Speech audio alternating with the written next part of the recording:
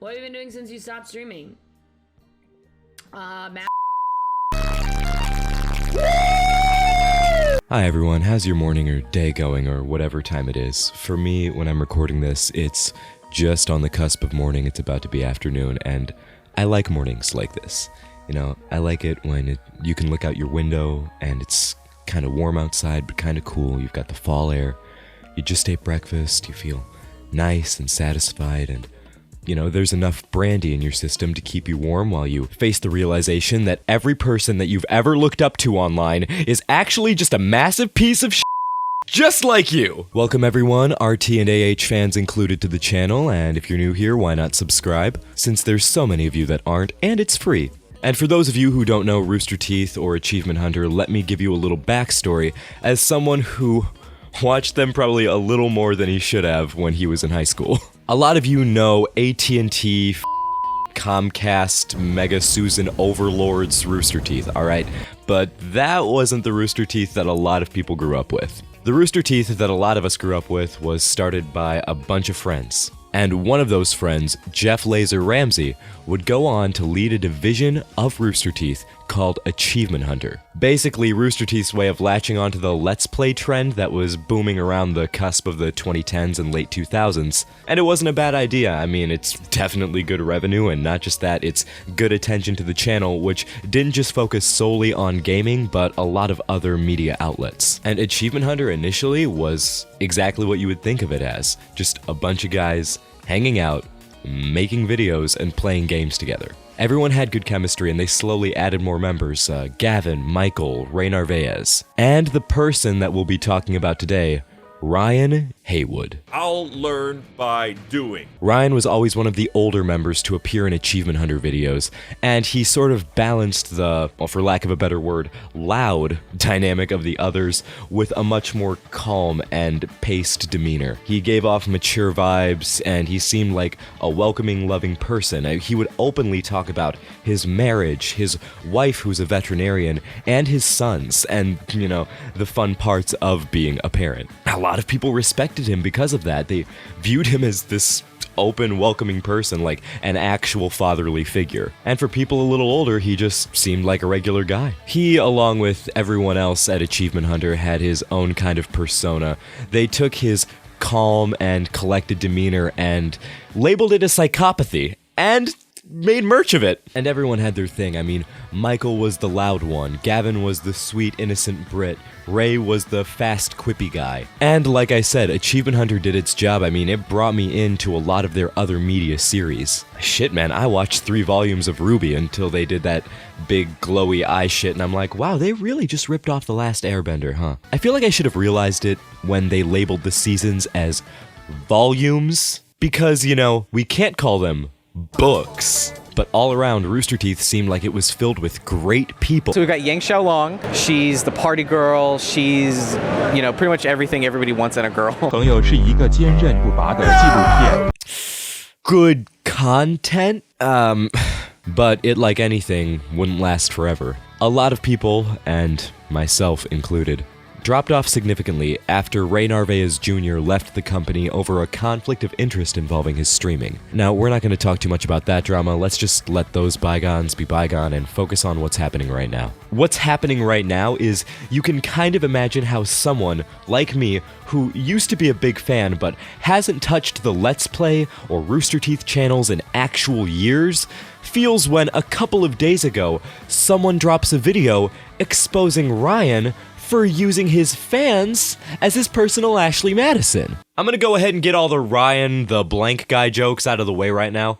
Ryan the in the hole guy, Ryan the wife's at home got a bone guy, Ryan the I'll be safe guy, Ryan the come to my room and make me coom guy, Ryan the backstage pass then fuck him in the ass guy, Ryan the my kids are 4 but you're getting 8 guy, Ryan the you don't have class, time to smash guy, Ryan the come to PAX so I can slap that ass guy, Ryan the 9 to 5 then time to slide in those DMs guy, Ryan the husband of a vet, predator at RTX guy. Ryan the if she's close to 18, the light is green guy. Ryan the fucking degenerate Haywood. This poor girl felt like she had to lie about her age to him to get his attention, and then went on to apparently say something about his wife on Twitter, like, oh shit, I'm a homewrecker, ooh. But the receipts are all right here, and it's fucking frankly disgusting. I hate how he is so dedicated to this fucking persona,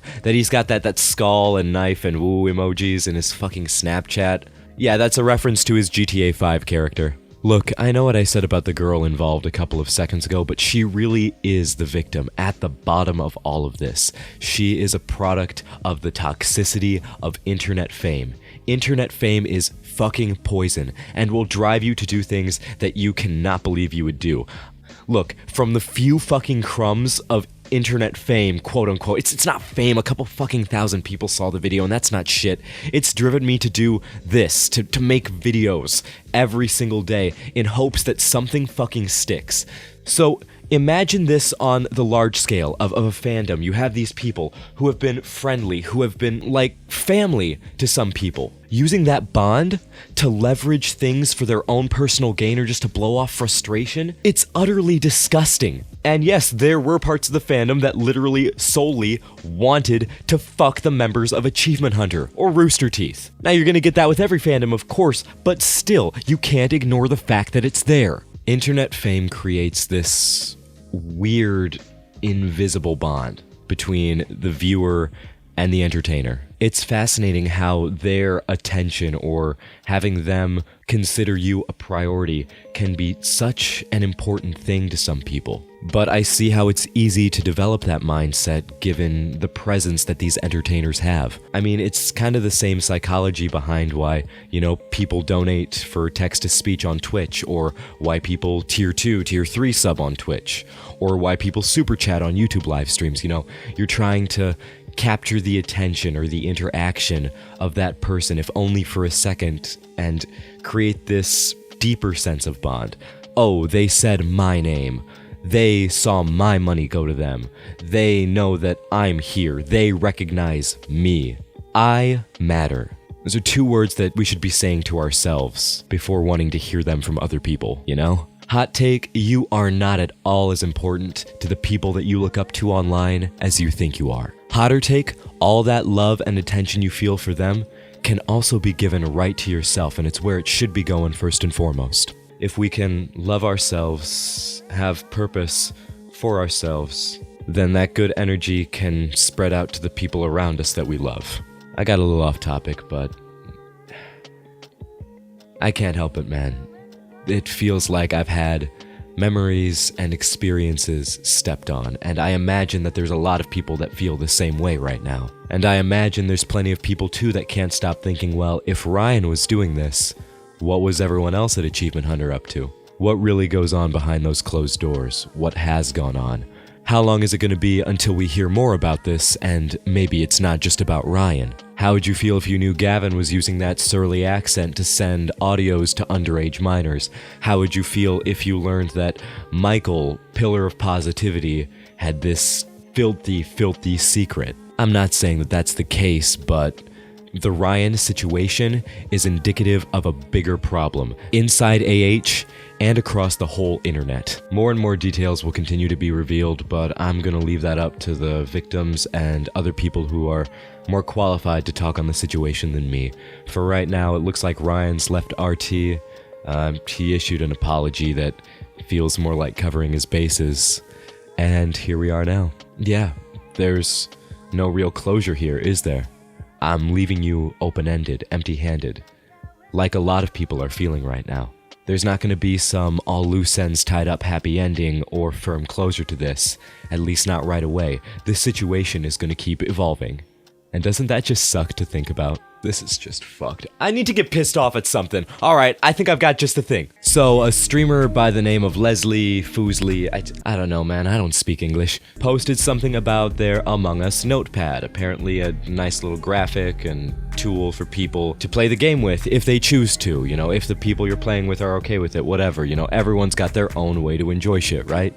And then someone comes out in the replies saying, notes are cheating in a game based on memory, my opinion won't change. Okay, cool. I don't see why both sides can't, exist at the same time. But then people blow up in the replies. I don't get it. This is just an interaction between two people having different opinions. Why's it gotta be a hellstorm? Man, you know what's funny? You know what busts my fucking gut? There's groups of people of color out there that I myself belong to, by the way, that are being mistreated, subjugated, and straight up killed. There's internet celebrities leveraging their power against their sometimes underage audience for sexual pleasure. And y'all are sitting here on a goddamn bird app arguing over a fucking internet game. How are you that low IQ? Unlucky, TBH. What the fuck?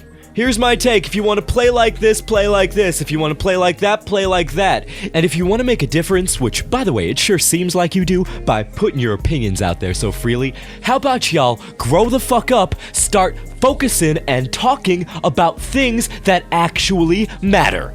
Well, I think that finishes it. I need a cup of tea or something like that after this. Thank you so much for watching. If you enjoyed what you heard, go ahead and leave a like, subscribe to stay tuned for new stuff, and share this video with your friends, help spread the word. Whenever you're watching this, I hope you have a good rest of your day, and an even better tomorrow. Hope you have a much better day than I'm having, man. Alright, until next time. Bye.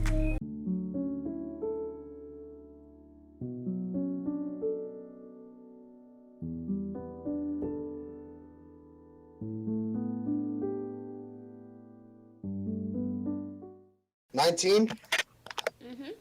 And I hate Susan Wojcicki.